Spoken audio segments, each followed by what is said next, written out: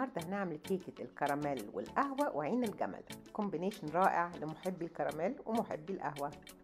أنا اسمي رندودة ودي قناة رندودة كيتشن، ولو عجبكم الفيديو ما تنسوش تعملوا لايك وشير مع أصدقائكم، ولو لسه مش مشتركين في القناة يسعدني جدا لو اشتركتم.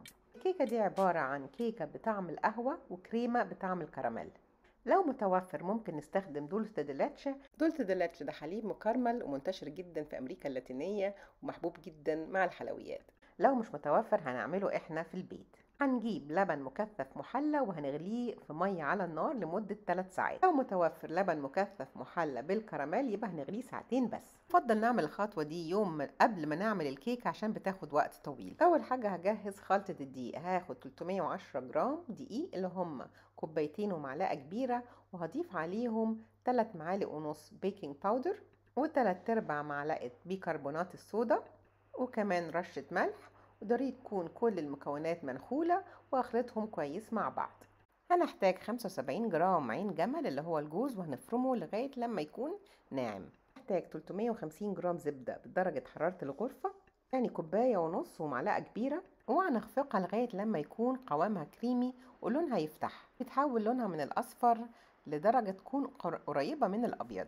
وهنخفق الزبدة مع 350 جرام سكر ناعم اللي هو كاستر شوجر، وده يعادل كوباية ونص ومعلقة كبيرة. هنحتاج 6 بيضات أو 5 لو مقاسهم كبير، وهنضيفهم على الخليط واحدة واحدة، يعني واحدة ونقلب شوية لغاية لما تندمج، وبعد كده البيضة اللي بعدها. وطبعا ضروري نضيف كمان معلقة صغيرة فانيليا. هنحتاج كمان 6 معالق صغيرة قهوة سريعة الذوبان، وندوبها في 5 معالق كبيرة لبن دافي، بس نسيب الخليط يكون بارد قبل ما نضيفه على خليط العجين. هنضيف خليط القهوة على العجين ونقلب تقليبة بسيطة. بعد كده هضيف عين الجمل المفروم على خلطة الدقيق وهقلبهم مع بعض، وهضيفهم على خليط الكيك على دفعتين او 3، وكل مرة هقلب بس تقليبة بسيطة لغاية لما احس انه اندمج.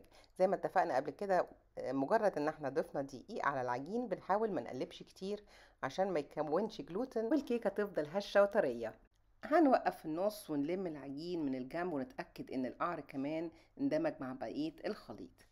هنجهز القوالب بتاعتنا. انا لما بعمل كيكة طبقات بحب استخدم قالبين علشان ده بيسهل عليا ومضطرش ان انا اقطع الكيكة، ولكن لو ما عندناش قالبين نفس المقاس عادي نستخدم قالب واحد. وبعد ما الكيكة تخرج من الفرن هنسيبها تبرد خالص، ويفضل كمان نسيبها تبات في التلاجة، وبعد كده نقسمها بالسكينة نصين. القالب دهنته بالزبدة، وبعد كده حطيت فيه ورق خبز، وبعد كده دهنت ورق الخبز كمان بالزبدة. وطبعا دي خطوة مهمة عشان نتجنب ان الكيكة تلزق في القالب. هندخل القوالب في فرن سخن على درجة حرارة 180. لو معانا قالبين هنحتاج تقريبا نص ساعة، لو الكيكة في قالب واحد فهتكون أعلى، فهنحتاج تقريبا من 45 دقيقة ل 60 دقيقة. برضو نراجع على الكيكة بعد نص ساعة لو في قالبين، وبعد 40 دقيقة لو في قالب واحد. والكيكة في الفرن هنجهز بقى الكريمة. احنا هنعمل كريمة بالزبدة، هنحتاج 450 جرام زبدة، وده يعادل كوبايتين. هناخد الحليب المكثف المحلى اللي احنا غليناه وهو تقريبا 400 جرام، بس نلاحظ ان هو ضروري يكون برد. وهنحتاج تقريبا 100 جرام سكر بودرة. اللي يحب يقدر يزود شوية، انا ما زودتش لان الحليب المكثف المحلى مسكر وانا مش بحب الكريمة مسكرة قوي. الزبدة ضروري تكون بدرجة حرارة الغرفة. مجرد ان احنا هنضيف المكونات على بعض وهنخفقها مع بعض لغاية لما يبقى قوام كريمي. شوفوا لون الحليب المكثف المحلى بعد ما اتغلى بقى لونه عامل ازاي، وقوامه كمان بقى سميك. الكيك جاهز وهقلبه على كيك بورد، وده هيسهل عليا بعد كده نقل الكيكة من مكان لتاني والشغل بيها. يفضل بسكينة نهذب الوش بتاعها بحيث انها تكون متساوية.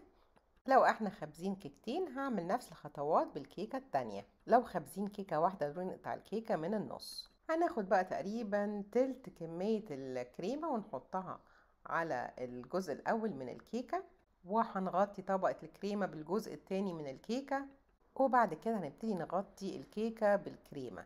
بنبتدي من النص وبنسحب من النص على بره، وبعد كده بنبتدي نسحب على الجناب لتحت، وبنلف معانا الكيكة بحيث ان احنا نغطي كل الجهات. انا حبيت كمان اضيف صوص جناش للتزيين، ولكن دي خطوة اختيارية. صوص الجناش سهل جدا. هجيب شوكولاتة طعمها حلو وهدفيها في الميكروويف لغاية لما تسيح، وبعد كده هضيف عليها شوية كريمة خفق بسيطة وهقلبهم مع بعض. اللي ما عندوش مايكروويف بيعمل نفس الخطوات دي على نار هادية جدا وفي حلة يكون قعرها سميك.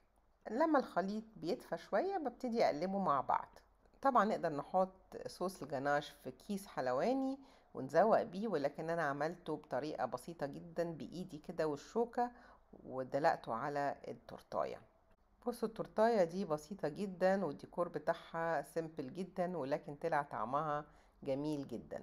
وبشرت شوية شوكولاتة وحطيتها على الوش، وبس كده خلصت كيكة النهاردة. يا رب تكون عجبتكم واشوفكم على خير في الوصفة الجاية ان شاء الله.